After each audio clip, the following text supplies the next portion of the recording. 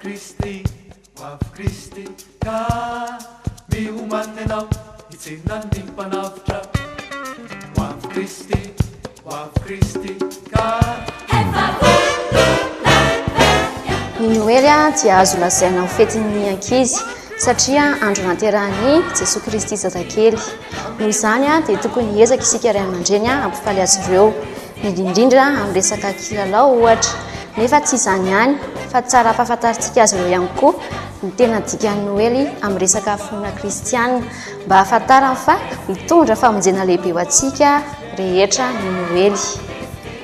Amin'ny lafiny iray ny Noely ihany koa dia fety iray mampiray ny fianakaviana satria amin'io fotoana io no mihaona ny fianakaviana, indraindray amin'ny alalan'ny hoe sakafo na akorana ihany koa. Raha amin'ny resaka kristianina indray ny jerentsika dia fotoana iray ataontsika hibebahana ny andro Noely, izany hoe hialantsika ireo raha tsy nataontsika hatr'izay dia miezaka ihany koa tsika tsy hamerina izany intsony satria tokony madio fontsika handray ny Noely.